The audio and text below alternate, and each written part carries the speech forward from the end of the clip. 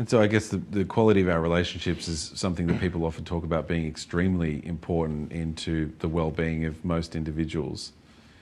Does that put extroverts at an advantage? So going back to the first part of the question, I would say, based on the research, that it's the most important factor.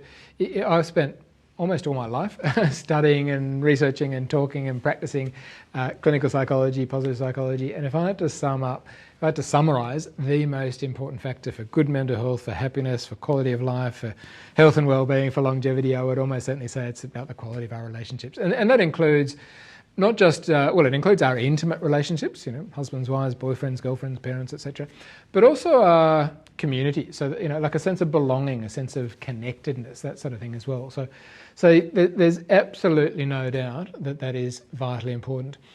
Does that put extroverts at an advantage? That's a much more complex question to answer. And so there's certainly some research that suggests that. My interpretation is it's a little bit misleading, because I think what's most important is what I would call authenticity, I suppose.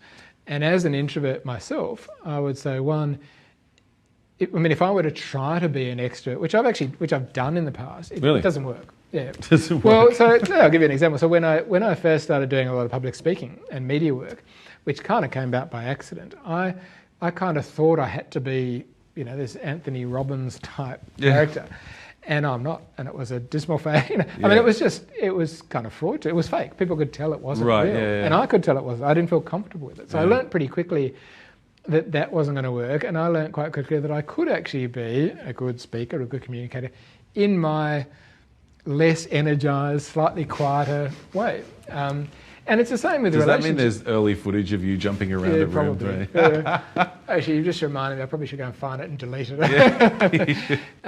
It's funny. I mean, I do kind of turn into a bit more of an extrovert when I get on stage, which is probably another discussion. But what as an introvert myself, I've also learned, that doesn't mean I can't have good quality relationships. It just means I'll enjoy those relationships in a slightly different way. So. Yes, but what I meant to say is there even a slight differential in advantage to an extroverted person, do you think?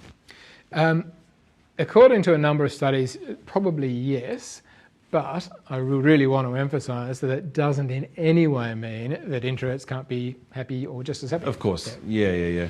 I mean, because it's such a difficult and subjective thing to measure. It's so hard to know. Would it be one of those things where, somebody is 51% more likely to be happy if they're extroverted, and at that point, at the distribution end ranges, you've got all the introverts and all the extroverts. Well, kind of, and that's actually a really important point. I mean, often I think you've kind of hit the nail on the head there.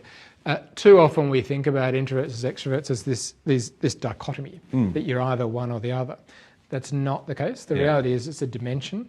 And like most dimensions, particularly in psychology, most of us are kind of somewhere in the middle. And even so, there's this relatively new phrase called ambivert, which is probably what I am in a way, which is someone that fluctuates backwards and forwards a bit depending on the context, depending on the circumstances.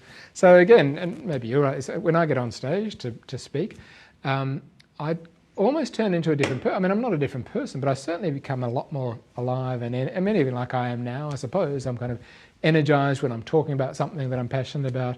But then in many other situations, I'll go, back more to my sort of natural habitat in a sense, which is a quieter, more insular sort of person.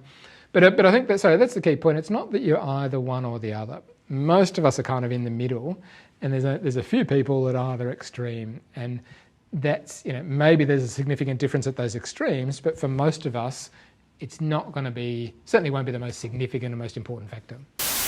To check out the full interview, there'll be a link somewhere. I'm sure you'll figure it out. You're an adult, presumably.